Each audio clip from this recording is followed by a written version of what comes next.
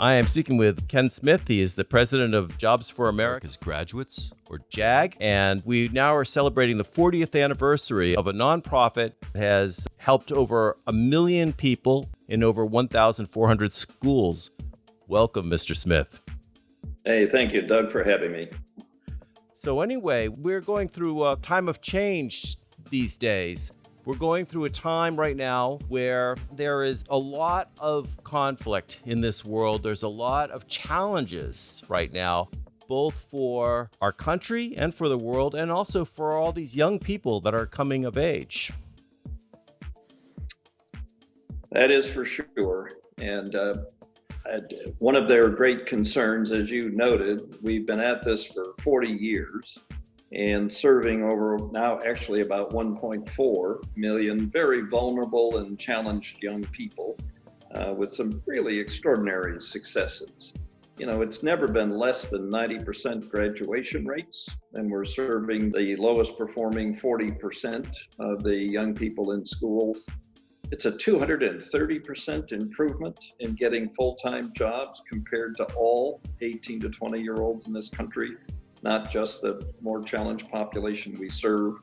For African-American young men and women, it's a 290% improvement. At the end of a year after they leave school, 90% of the young people in JAG are doing something full-time, work, college, or the military. And that's why we have 13 governors serving on the National Board of Directors, the largest number actually to serve in any board in the country. And they do so because they've seen firsthand the extraordinary impact. Well, it's never been needed now more than ever.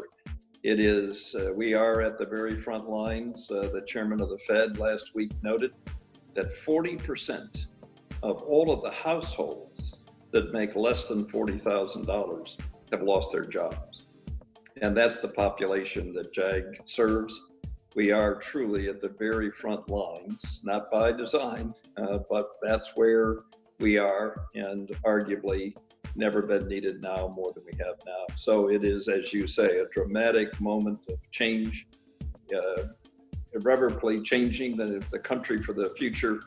And to be candid, we do fear this great risk of losing a substantial part of the next generation who will be shut out of school, shut out of jobs, and left at the margins of society. Well, Chairman Powell had warned that, in fact, if there had not been more stimulus or more efforts, that this economy could get even worse and worse. And of course, for the young people, for the most vulnerable people, this couldn't be more true. And now JAG is also not just helping so many people, but at a very cost-effective rate at only $1,000 per participant. So you said with a 90% effectiveness rate at only $1,000 per participant, helping JAG couldn't be more cost effective. Is that correct? You've got it exactly right. Everybody has been challenged by this, everybody, in one way or another. And 40 million plus people have lost their jobs. So it's just an enormous impact. But the worst impact, it hit the earliest, it hit the hardest, and likely will be the longest, is that part of that population that's at the lowest end of the economic spectrum. So an investment now, essentially a stimulus check of the $1,200 that went out to everybody, invested in helping these very challenged young people get through school so they get that high school diploma and get entry into the labor market. We've got 18,000 seniors right now in 1,400 places trying to get into the labor market with 40-some million people looking for work as well. And for our population, work is not a nice to do. It's essential. This is the difference of keeping the lights on and keeping themselves and their families going. So you couldn't be more right. It is really an extraordinarily modest investment that pays dividends quite literally for years to come. And also the thing is that as many nonprofits are working with the generosity of its donors, right now, of course, JAG is still needing people to step up and help out, even at this very difficult time. Indeed. There's so much help is needed for this population. We've all been seeing the food banks and how they're overwhelmed, and the basics are crucial, but so is the level of engagement. I knew this, having done this for a long time, but I've been so impressed by talking to young people around the country in our program, how important actually going to school was for them. It was an outlet. It was a means of engagement. It was a chance for a future. It was a chance to break out of some circumstances that they've been in, and now they can't do it. So, as you suggest, having lots of people help with engagement, absolutely, you got to make sure they can be fed and clothed and housed, but it's as important that they be engaged and that there be opportunities, preferably paid, but in some way to assure engagement and retention, to keep them tied to the schooling system and then get them into the labor market. And of course, this engagement is not some abstraction. It's not, I'm going to go get a liberal arts degree because that would be a nice thing. This is goal-based learning or project-based learning that JAG is involved in, right? Speak more about what project-based learning is. So it is, it's a term that I'd love to find a better one because it doesn't always convey it, but it's simply stated. It's taking really clear business problems and having young people learn skills by working together to solve them. And so young people love to work together. They really enjoy doing it. And if you've got an employer sitting in the room with them and say, here's the problem I get every day, just, what would you do about it? What would be the solutions? It's just a really effective form of learning, and it's real time. It's a real problem that an employer needs to solve. It's also a great way to get employers to actually begin to realize the kind of young talent and creativity that's out there, and hopefully it attracts their attention to hire them in the future. And of course, you have had tremendous success getting people employed through this program with a 96% graduation rate. You've actually been able to pull people through and work with 1,400 schools, is it? Yep, 39 states. In 39 states. So this is a project that is proven to work at a very cost-effective metric. Not only that, but the evidence we have demonstrates these young people pay back that $1,000 to $1,200 in a matter of 14 months when they go to work. First of all, they spend all the money they get because they need to live. Secondly, they pay sales taxes, they pay income taxes. So it turns out it's a great return to the economy because it's a payback in 14 months. And finally, that the multiple impacts, all of the savings that they didn't have to go on welfare, they didn't have to go on unemployment insurance benefits, they didn't have to get some other kinds of social program help. It just emphasizes the value here of that investment that you so correctly pointed out is pays so many returns. Also, part of this too is that you are actually not only just kind of doing this kind of, we'll get you a job, but you're actually doing a mentorship program where you're working with caring adults. Speak on that. Yeah, crucially important. I mean, right now, these young people tell me when I talk to them, they are the only external adult other than their family, if they have one, that they can reach and rely on for help and guidance through what for all of us has been just an unbelievable situation. For those young people without experience in dealing and how do you work with, find a food bank. What do you do in this circumstance? How do you make sure you protect yourself from the virus? So the reliance and the relationship is a central ingredient in our success. For sure, helping them get a job, for sure. But so too to say, yep, you can go on to post-secondary education. Let's go try it. Let's see if you can get a better skill so you get a better job. We'll help you find the scholarships. We'll help you get in. you got to commit to us that you're going to work at it and you're going to, you really want to do it. So our relationship with the student is through the whatever period of time we have them in schools, and then for a full 12 months afterwards as their mentor, their friends, and once in a while as a JAG. One of the things that's notable about this program, too, is that this is a truly bipartisan effort. This is not a political effort. This is about working to get kids on the right track. And tell me about that a little bit. Well, for sure. I mean, from the day we were founded, then Vice President George Herbert Walker Bush had us in the first board meeting in the White House. The man he had just defeated, Vice President Walter Mondale, joined him for the first time since the election to be and sit down at the same table in support of the launch of Jobs for America's Graduates. So from day one, it was a very bipartisan effort. Today, 13 governors on our board, give or take a little bit, roughly half Republicans and half Democrats. And this, we've learned the lesson. This is the one thing we know that they are absolutely all together on. And the governors have been doing just an extraordinary job of taking advantage of this success story and growing it in their states leading up to COVID. So and the same applies in legislatures. I was told the other day, it was one of the few things in one of the legislatures that the Republicans and Democrats and the governor, different parties, absolutely could agree on.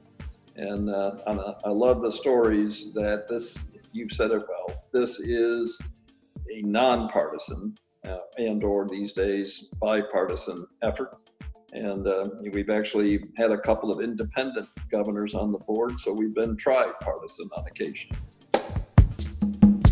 Speaking with Janelle Duray, the Executive VP of JAG, which is Jobs for America's Graduates. How long have you been doing this?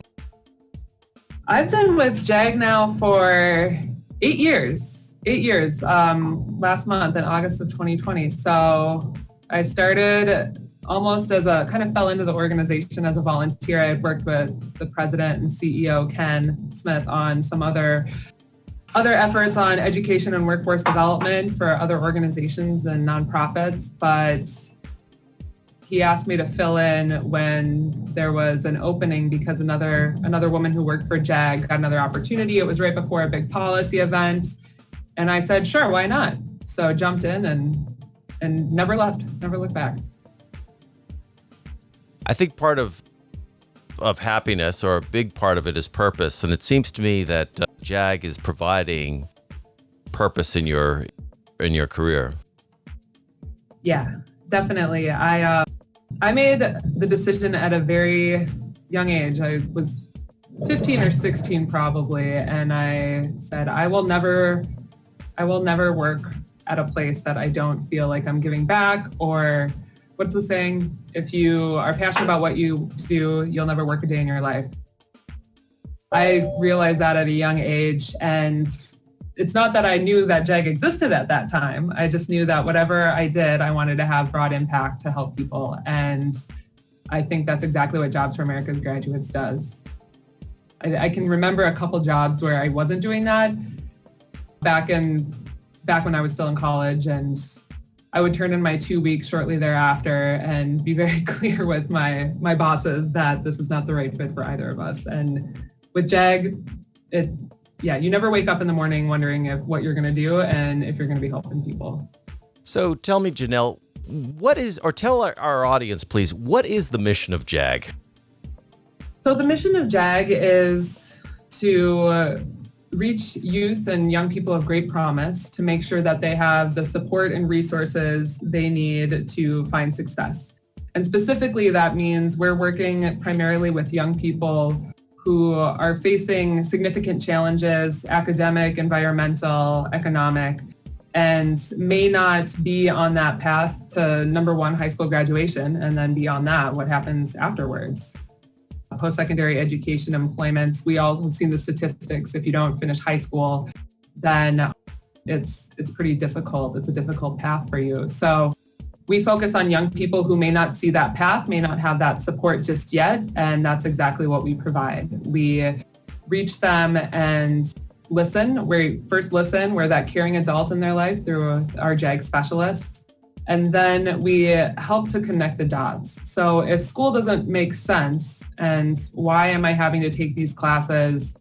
What does algebra have to do with my future? I have bigger problems than focusing on next week's test. Then JAG specialists come in, recognize that, find out what those other challenges may be, help them work through that, and then develop that plan in partnership with young people so they can get on that path and then understand the resources and the steps that are necessary in order to get there. The mission is challenging. And of course, it's even more challenging now that we have COVID. Can you tell us a little bit about what the challenges were before COVID and now after COVID? Yeah, I mean, there's different levels of the challenges, right? At the macro level, what we were finding is, and our president and CEO will tell you this every day, for the first 38 years of the organization, we were impressing upon companies, partners, come meet our students, give them a chance. We promise you that they will not disappoint.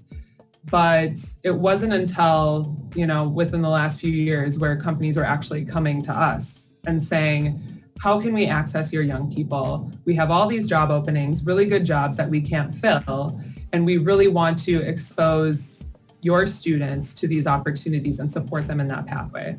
So we had this challenge, it was the skills gap. So we were facing this challenge, and really it was an opportunity. And now when you look at what happened with COVID, it's completely flip-flop. We're looking back towards what it looked like in 2009 and 10, where JAG students were competing with thousands and millions of others who were looking for that opportunity into that job or entering a new career pathway. So the challenges have completely flipped in this tough labor market. And the good news is based on our history, is through economic booms and busts, our students, their outcomes and their success remain consistent. And I think that's because of the consistency that specialists provide in their lives. And the challenges, are pretty acute right now. But so that's the macro level. If you look at the micro level for young people, the challenges were there. Their personal challenges were there. But we were really diving deep in our employer engagement and really working to expose young people to these higher quality jobs and then embedding some of these steps in order to help them get into some of these higher quality jobs, knowing that they're high school students primarily. So that first job tends to be retail or tends to be in the food industry. I mean, my first job was at a Dairy Queen. It's where you learn those and practice those critical skills. And I had a friend ask me what happened when COVID hit and how that affected my job. And I said, we serve about 75,000 young people every day, primarily in high school settings.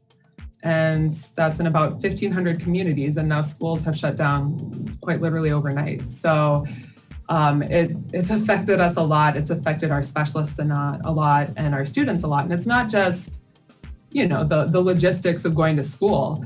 It's what we were hearing from our specialists is this feeling of heartbreak, not being able to be with the young people in person and support them. And this family, the sense of family, the sense of community that JAG creates, just like many of us are feeling when we're not able to see our loved ones and not able to quickly jump on a plane and cross country to see some familiar faces.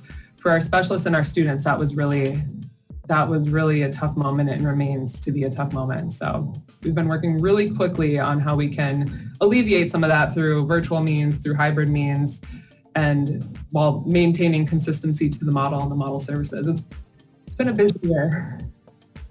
A word that stuck with me was you were talking about inclusivity and tell me more about that and how that integrates with JAG's mission.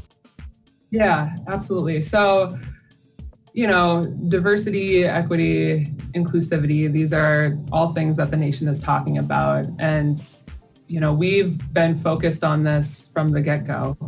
When you look at who we serve, we have a very diverse population because what people of color and what marginalized communities have faced, they tend to be the ones that come with the most challenges because of systems that have been there for long before our students were born.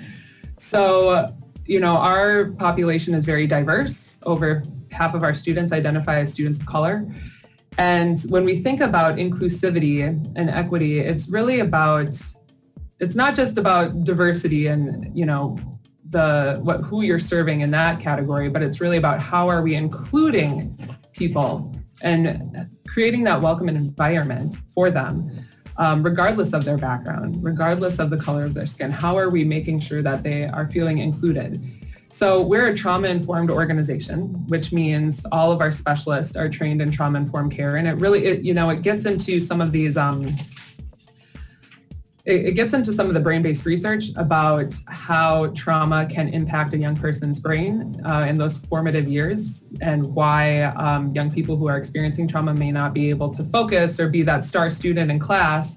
But then that starts getting into equity, because that means our specialists are aware of what young people are going through and how it impacts them, and then can provide tailored services and support and mentorship based on where the student is at. And that's what inclusivity and equity is all about, is meeting people where they're at and providing the tailored services based on their personal experiences, and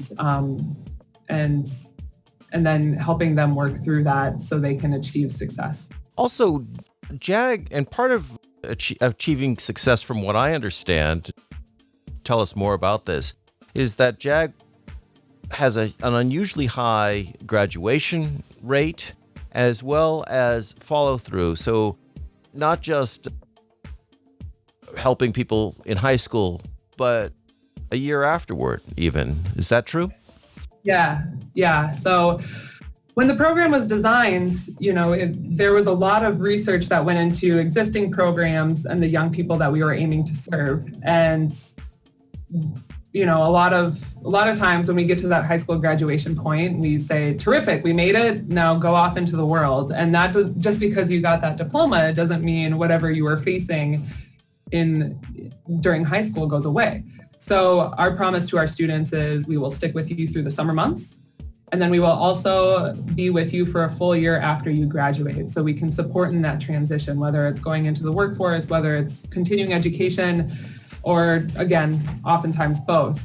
So I think that is why JAG has consistently delivered on these high outcomes, and why our students have achieved such incredible outcomes for so long. So all these data points that we share annually and celebrate annually, that's measured at the end of that year of follow-up, not when they graduate, but at the end of that year.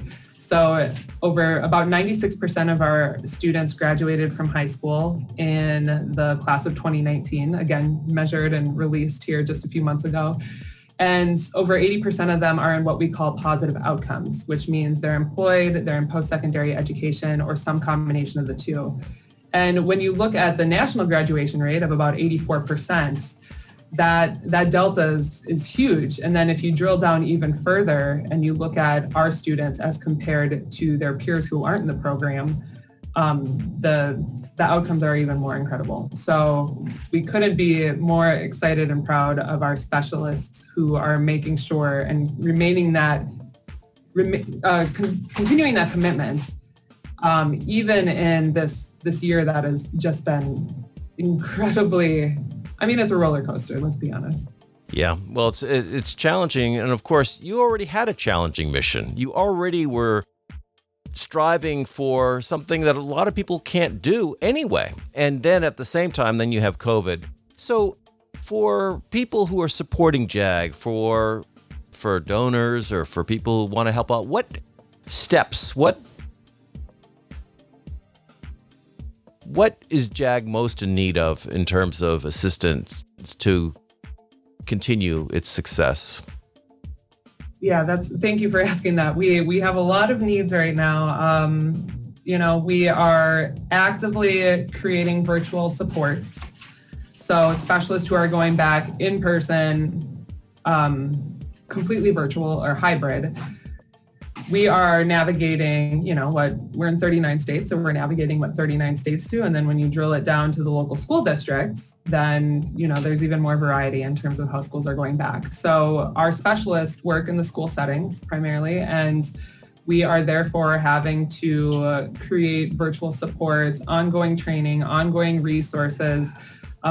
We are doing, our education team is providing more professional development than we ever have, and it's just changing every day. So some folks are coming forward, and we're seeking more support in terms of helping us to develop our virtual setting, because we do anticipate that this is going to shift education forever. It's not just going to be 2020. This is going to likely change how young people choose to go to high school long term. So we're not only doing this as a stopgap for this year, but we're planning on how we can make this an offering long term.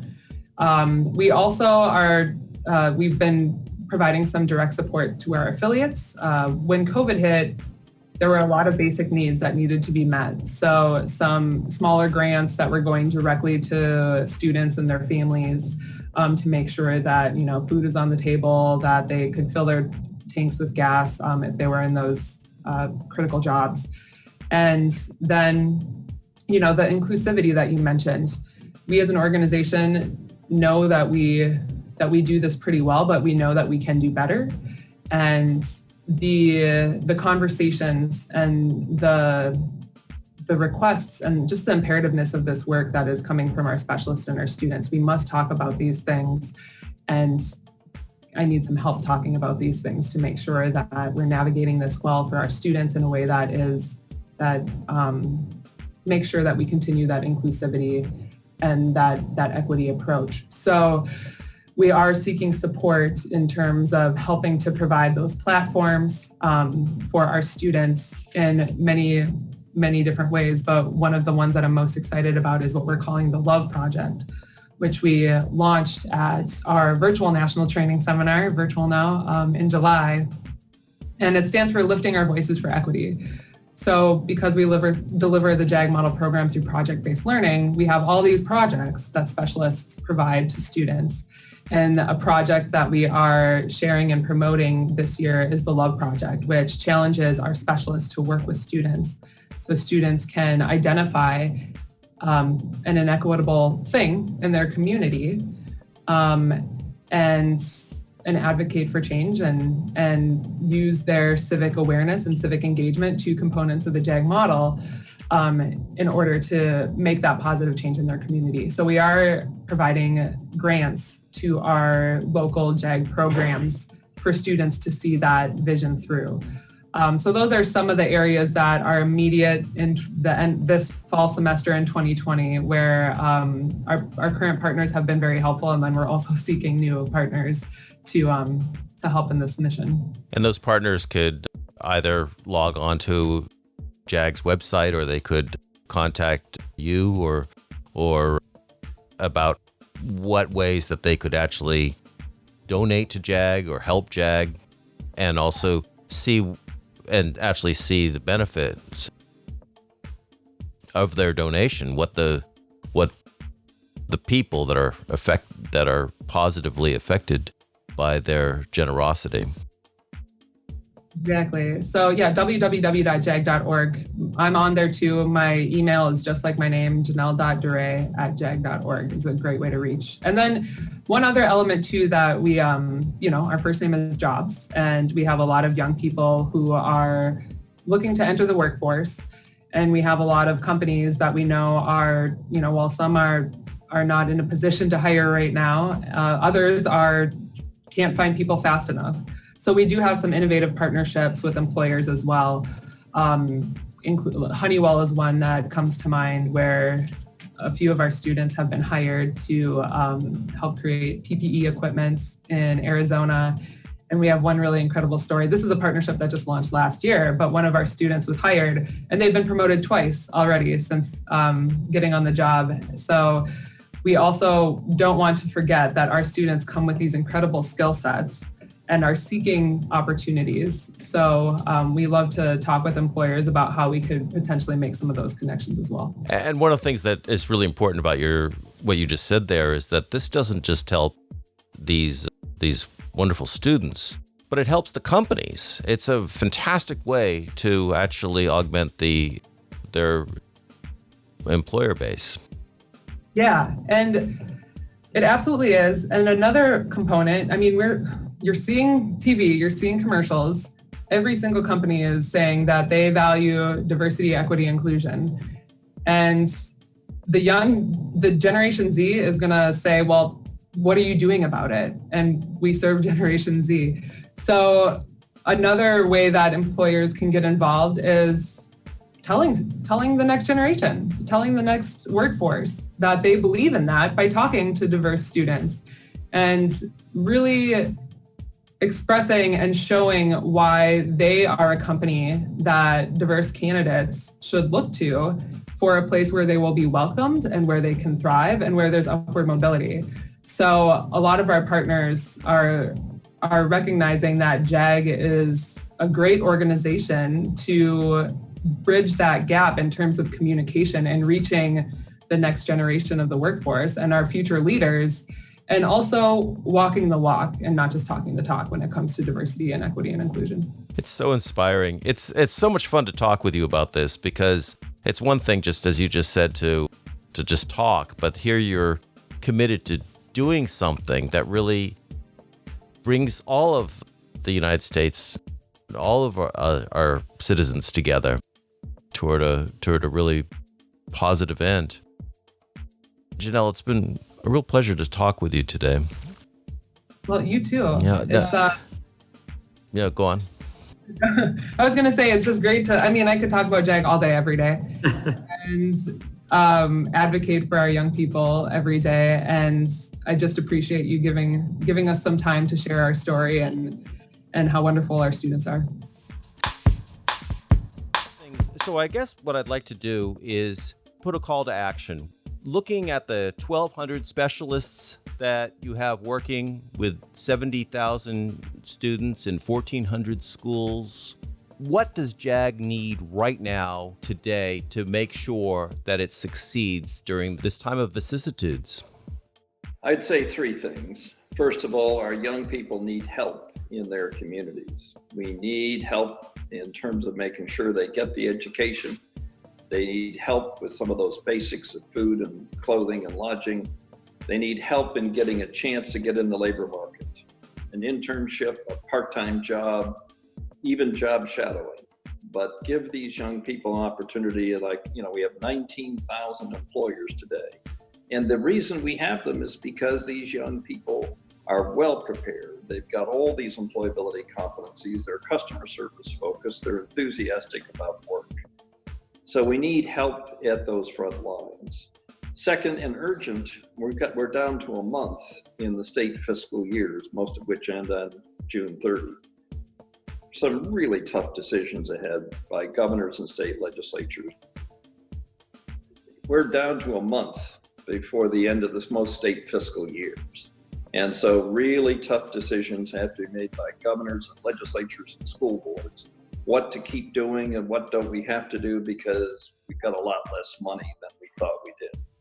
They need to keep this not only in the schools we're in. This is the lifeline for a big part of the most challenged population in their state. I'd make the case it's one of the best possible ways to use some of these new federal funds to reach a lot more young people. And third, I hope that other nonprofits and state and local governments would, if they're interested, we've got 40 years of experience. We'd be delighted to help them understand what we have found that can make this such a cost-effective and highly successful solution for 40 years in a row. If you don't want to do JAG, then let us at least tell you, here's the top 10 things that could make a real difference in a sustained success. I think just to emphasize, we really do believe that there's a risk of a lost generation here. Young men and women that won't and can't get back into school because of all the obligations they've got to keep themselves and their families afloat, or they give up, that they don't think they can make it in school. And they can't get in the labor market And so they will then wind up being at the margins of our society.